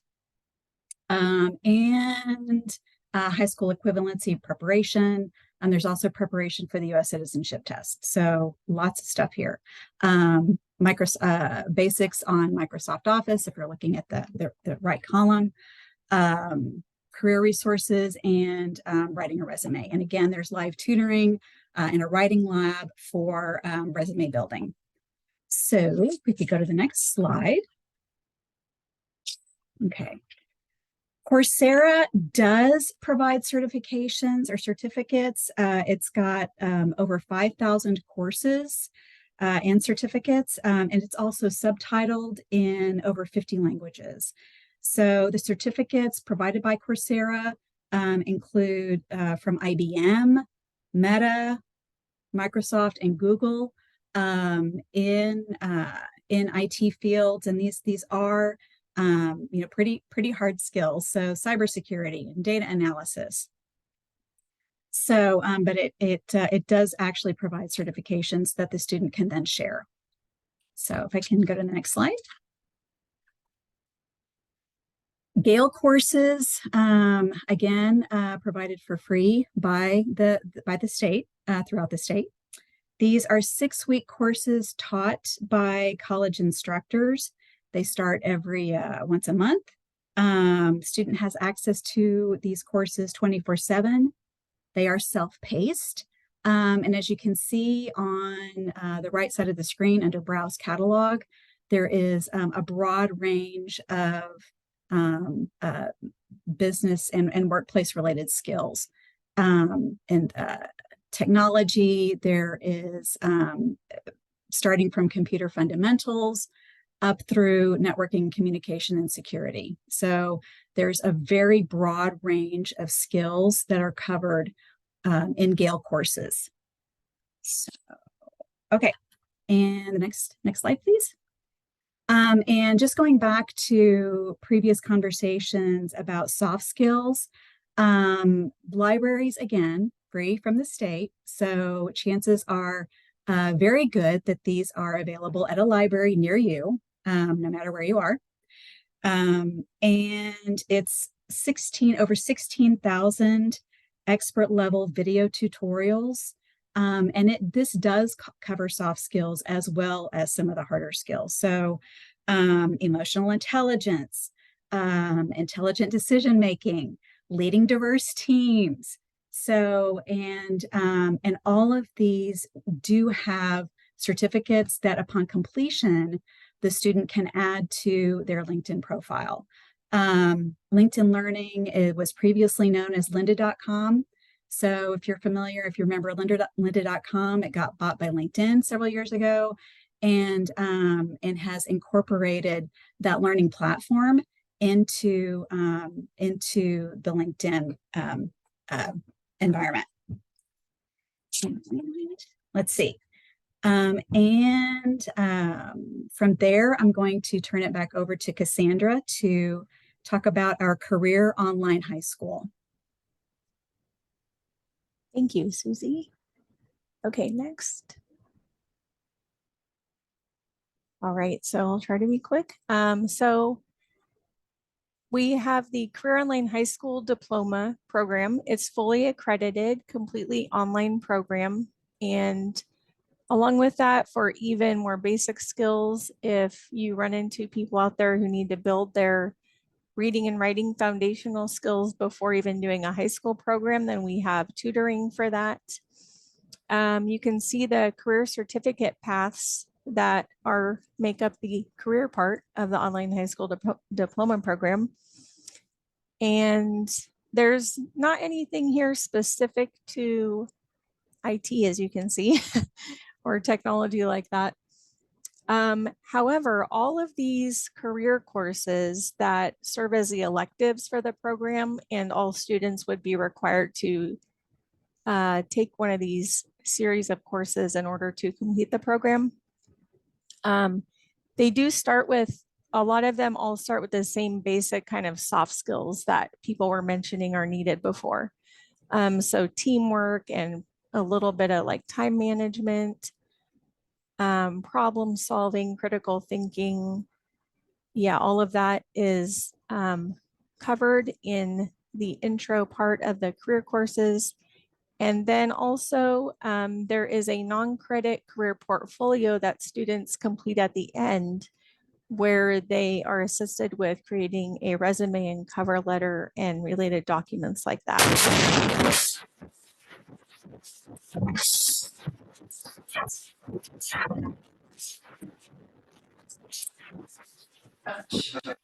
Is that ours?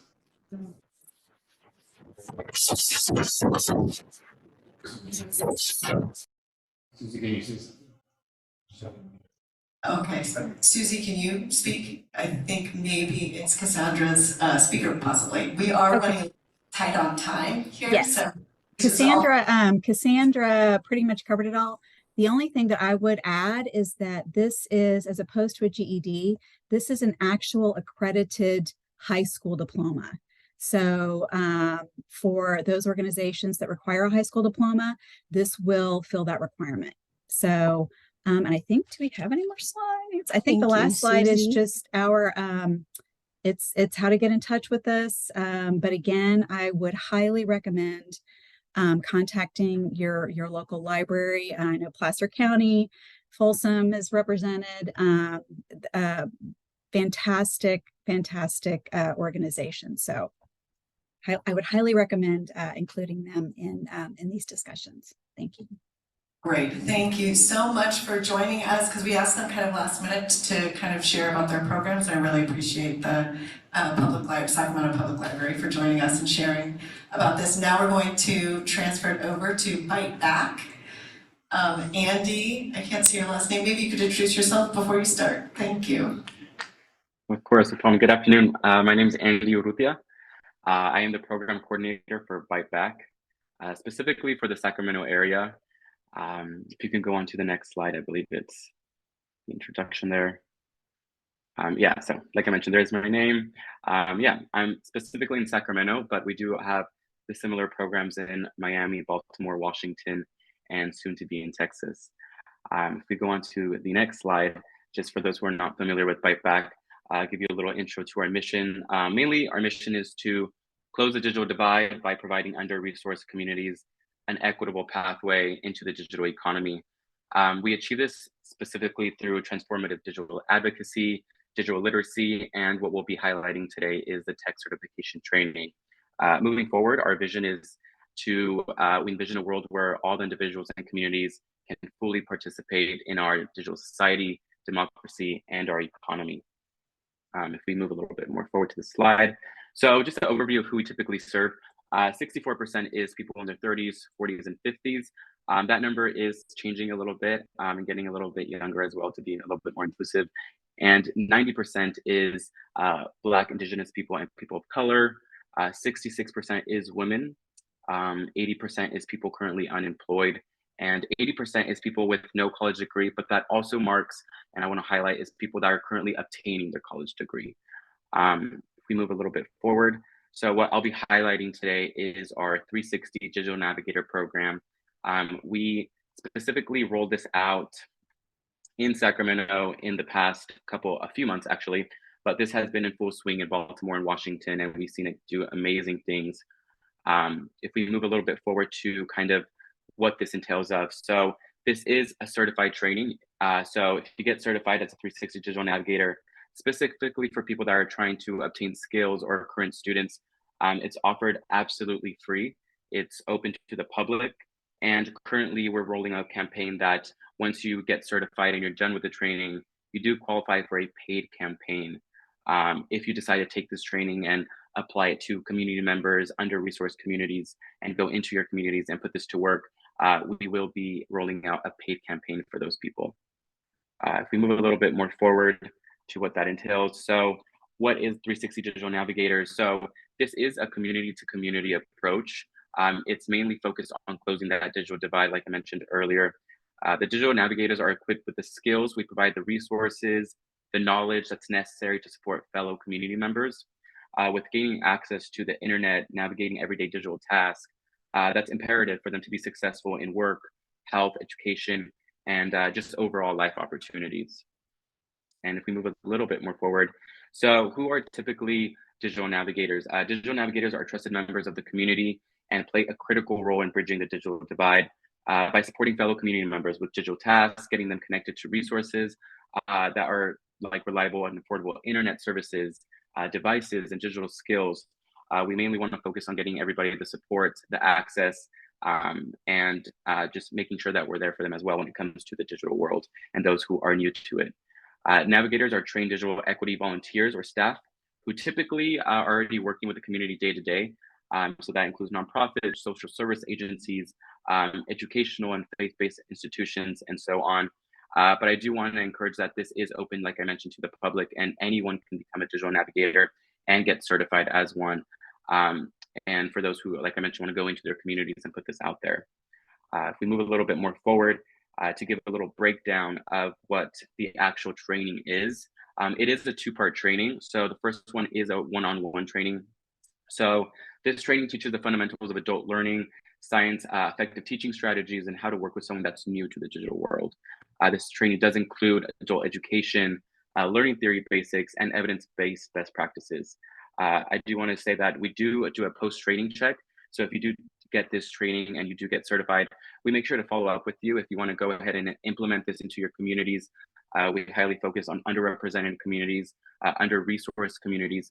We do a check-in and give you the resources that you need in order to apply this to those communities. So we do one-on-one check-ins. We make sure that we're always there if you need to reach out, if you run into any challenges. We move a little bit forward to the 102. This one's a little bit more based on IT, I would say. So the 102, if we move forward to the second slide, there you go, thank you.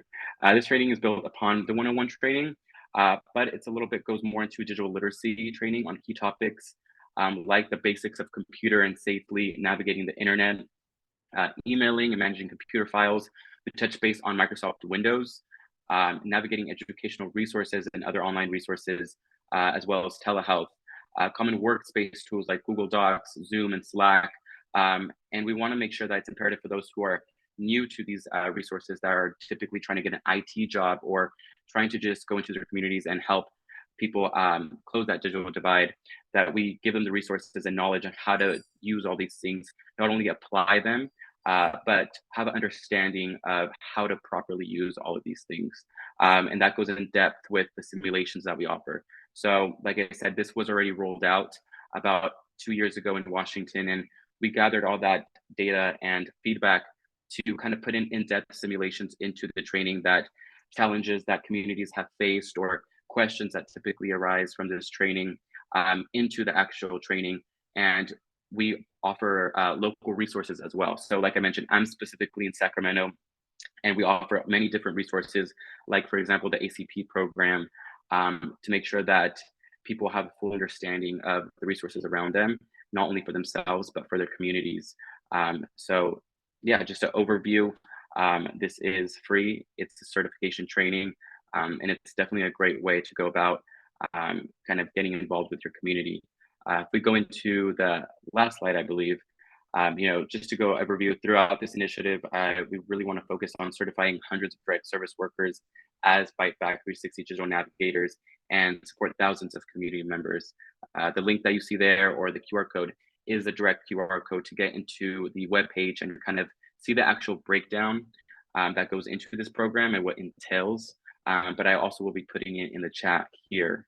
But that's kind of an overview of that program, of the Certified 360 Digital Navigator training. Thank you. We really appreciate you sharing about the Bite Back program, and we're going to do 2 community college highlights. So I'd like to invite Sean Munson up. He's up first, right, in the PowerPoint? Okay, good. And he's going to share about the Sierra College program that you were listening to from Scott was, sharing about it with Swinnerton. So come on up.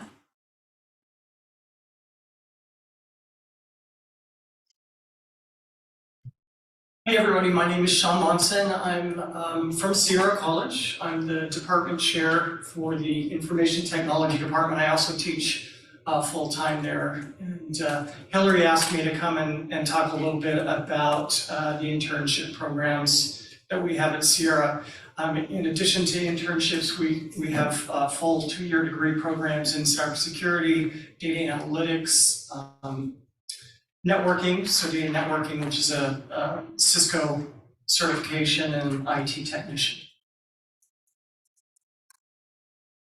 Okay, so internships are really important for us, and we spend a lot of time trying to cultivate relationships with our local employers so that we can give meaningful internship experiences to our students. And part of that has to do with the fact that we're trying to break that cycle where students cannot get jobs because they don't have experience, right? And the answer to that is internships. Internships give them that experience that's going to get their foot in the door with their first employer. So it's a really valuable, life-changing experience for our students. So we try and set up as many of these internships as we can.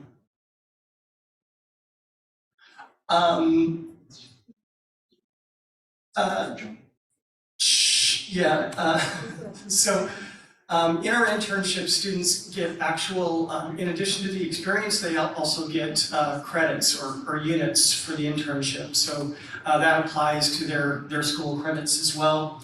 The thing that the employers get out of it is they get students that are eager to learn. Maybe they don't have enough resources to be able to complete projects, or they need help on doing work. So they get eager, valuable student resources to come in and help them with those things. And it's also an opportunity for them to give back to the community.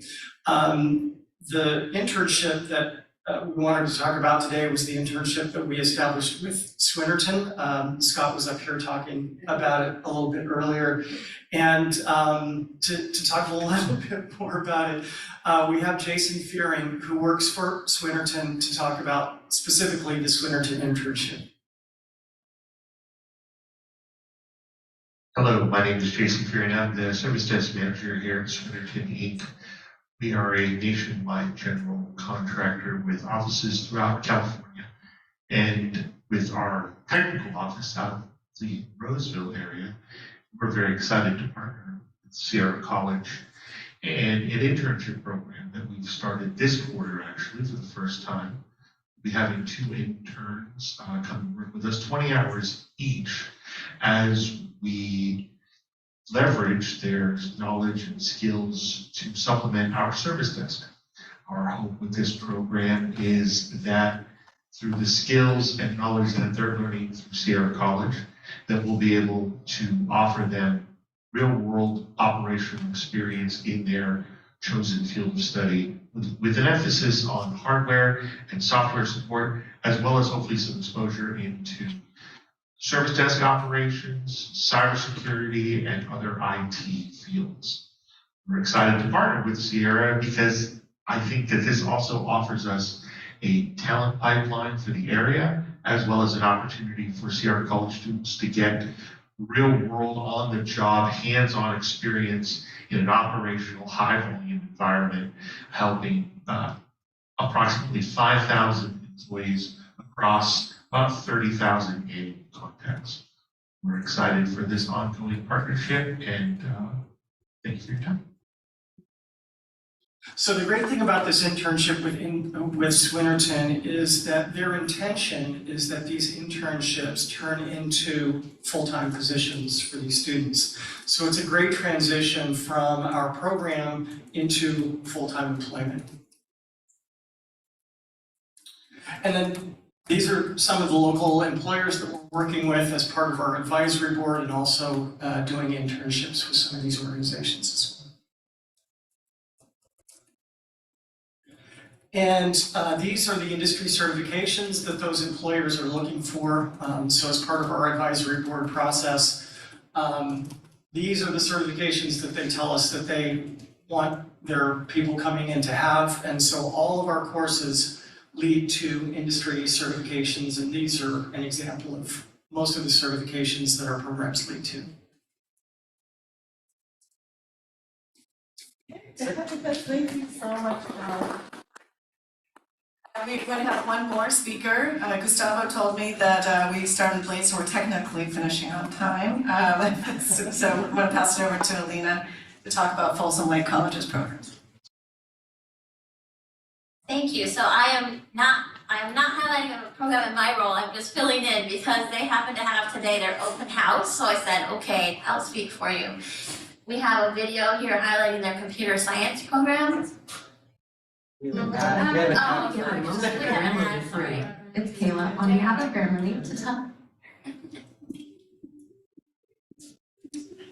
My name is Caleb Fowler, and I'm the Department Chair of the Computer Information Science Department here at Folsom Lake College. The classes that we offer here at FLC in this department revolve primarily around programming. And the language that we specialize in is C++, but we also have courses in Java and Python as well. In addition to programming, we've just started to add network security as well as web development and networking in general. Professor Fowler has really shown us how to get into the idea of object-oriented programming by using a lot of hands-on activities. He explains the code in detail and then shows us how it can be fun and we can use it in so many different applications. In this class, you start with nothing. You open up a blank file and you start writing. And so it's really been about putting code together holistically. You have to get the whole picture. You have to know about your libraries and your different namespaces, and we make our own functions to implement later on in the code.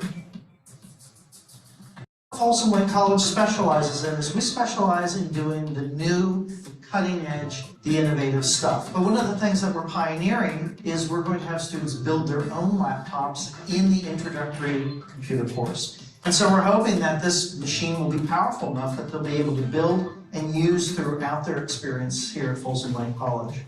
Computer science can seem a little intimidating, but there's so many different tools out right now, especially like YouTube, Codecademy. The community college class is a great stepping stone. We've been learning how to create objects in classes in the C++ language and then using them to create a battleship program, which is really cool. We were able to break it up into simpler problems and then put it together in this really fun and engaging environment. The key is, do you like solving problems? And that's really what computers are all about. We get paid quite well to solve problems for other people. That is the most wonderful thing I could think of to do with my life.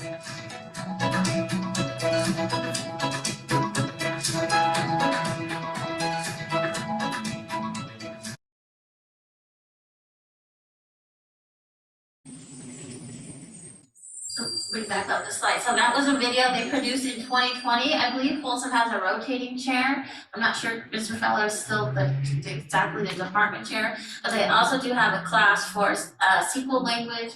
And next slide, please. And I wanted to point out, maybe, there we go. They do have a degree in data analyst, and they actually have AI coursework, which I'm not sure is widely known, but they were a little bit ahead of the curve on that. One of their employer partners, a little bit more long-standing, is with Intel. And I wanted to also point out that the Chancellor's Office is doing a series of Zoom AI workshops, and there's a Folsom at contact for that, and that is how that you can register, and this will come out to you in the slide. So that's Folsom as well. Thank you.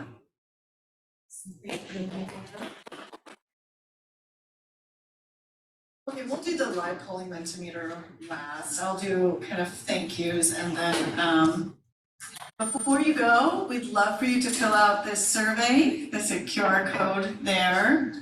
It really helps us, gives us information on what your feedback is on the features of these advisories, and how you're using them, what you'd like to see more of, what you might want to see less of. And next slide.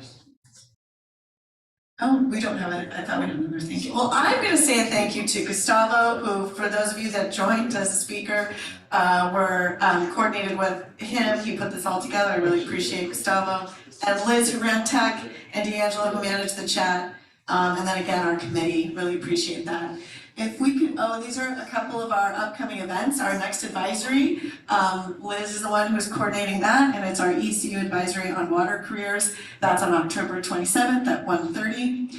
We also have the Livability Summit that's also at the end of this month. And you can scan the QR code there. Lots of QR codes, folks. And then you can register for our Livability Summit. Do we have a slide after this one?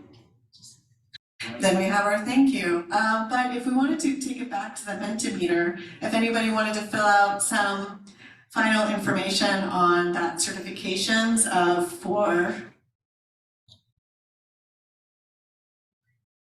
the library, does it switch?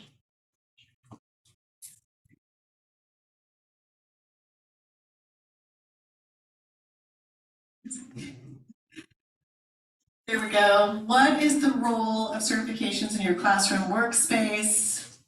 An opportunity to put in a response here. D'Angelo, if it's possible, when we get some responses up there, if you could do a screenshot of your computer, so I think, oh, you got that cool. Okay. Oh, we get all of these responses, right? And oh, that's good. I don't have to do a snippet. Thank you. You learn something every day.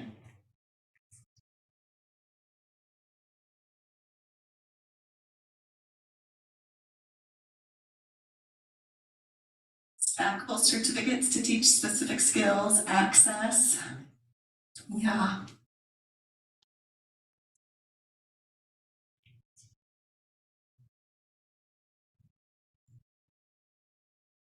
I'm not seeing much more coming in. Should we do one more question here? Oh, I do have any, but my students do take, okay, good.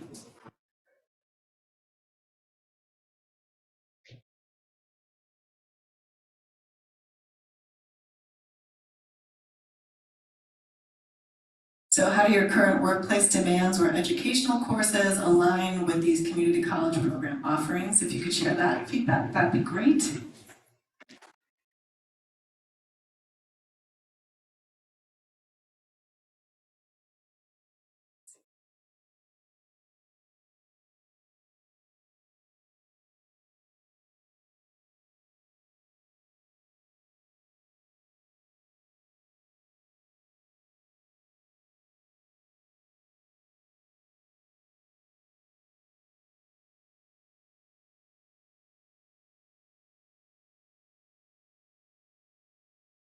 We're gonna just let it roll for a little bit here, a minute to get some responses.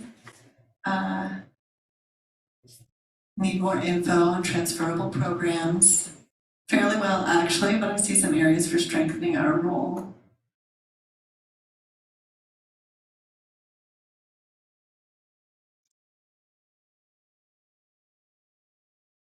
Okay, we have one final question. Cybersecurity, soft skills, that one. Oh, what was your biggest takeaway from this advisory? Fabulous, that came out fast. Someone must have already seen that question. That's great. My goodness, purple and pink. Okay. This is one of those cloud ones. It is? Okay, great. Yeah.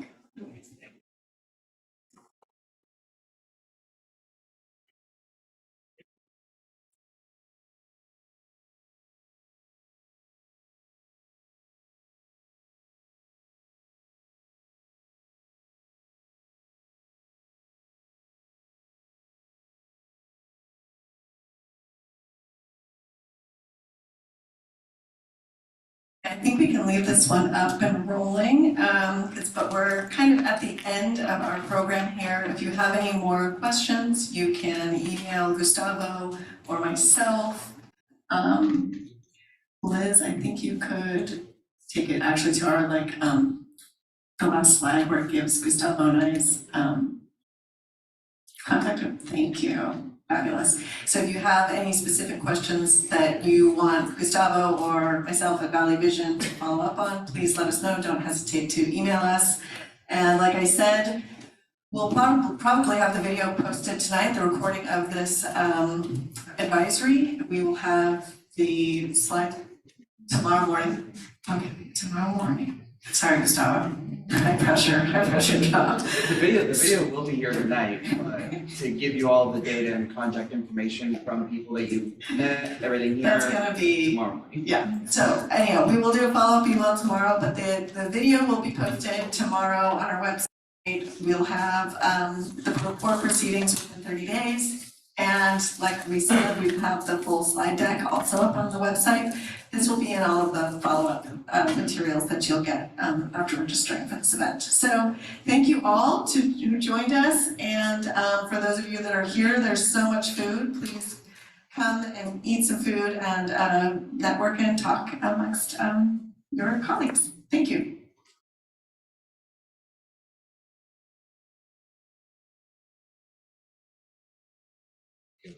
I wasn't sure if we had 17 folks.